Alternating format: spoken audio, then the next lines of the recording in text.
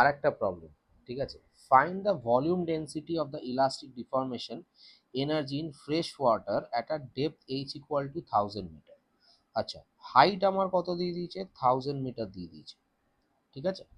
এইবার ডেপথে যখন যাচ্ছে, এটা ধরো আমাদের একটা ডেপথে আছে, একটা ফ্রেশ ওয়াটারের মধ্যে ডেপথে আছে, তো এই ডেপথের হাইটটা কত আছে আমার 1000 মিটার, তাই তো, ডেপথ আছে আমার 1000 মিটারে।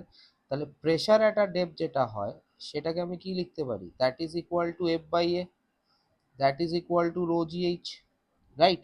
তো এই এফ বাই এ যে টার্মটা আছে, এটাই আমার stress, that is sigma, that is equal to rho g h, লিখতে পারি। এবার এনার্জি ডেন্সিটি একটু আগে আমরা করলাম লাস্ট নিউমারিক্যালে, এনার্জি ডেন্সিটির ফর্মুলা কি, half into stress into strain. এইবার যেহেতু এটা আমরা ওয়াটার নিয়ে কাজ করছি, we are taking fresh water, তাই তো, তো ফ্রেশ ওয়াটার নিয়ে যখন আমরা কাজ করছি, ওয়াটার বা লিকুইড যখন আসবে, সেখানে we are taking the volume, volume নেওয়া মানে সেখানে আমাদের কোন কনস্ট্যান্টটা আছে, সেটা হচ্ছে বাল্ক মডিউলাস, ঠিক আছে। তাহলে বাল্ক মডিউলাসটাকে আমি যদি দেখি, this is equal to volumetric stress by volumetric strain, ঠিক আছে, লিখতে পারি, হ্যাঁ কি না। তাহলে এখান থেকে ভলিউমেট্রিক স্ট্রেন যেটা হবে, এটাকে কি লিখবো, volumetric stress by bulk modulus, এটা আমার ভলিউমেট্রিক স্ট্রেন হবে।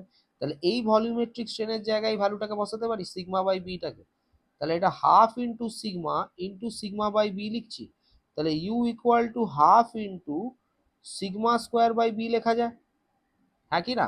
আবার আমরা একটা টপিক পড়েছি, bulk modulus is nothing but reciprocal of compressibility, compressibility, ঠিক আছে, যেটাকে আমরা কি দিয়ে ডিনোট করি, বিটা দিয়ে।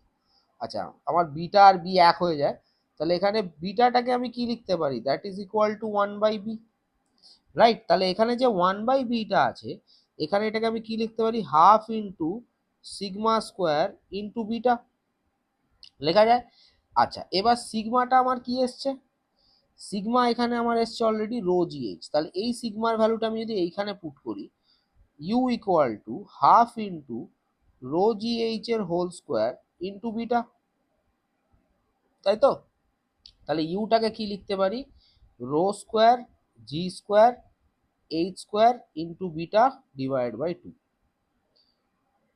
ঠিক আছে। ডেন্সিটি অফ ওয়াটার আমি জানি, জি হচ্ছে 9.8 বা 10 ধরে নিই, হাইট দেওয়া আছে আমার 1000, বিটাটা যেটা আছে ওই ডেটাটাকে আমি একটা চার্ট করে আলাদা এতে আমি চ্যানেলে পোস্ট করে দেবো, এই ভ্যালুগুলোকে ওখান থেকে দেখে বসিয়ে দিতে হবে। তো এইটা এলো আমার ফর্মুলা, ক্লিয়ার হলে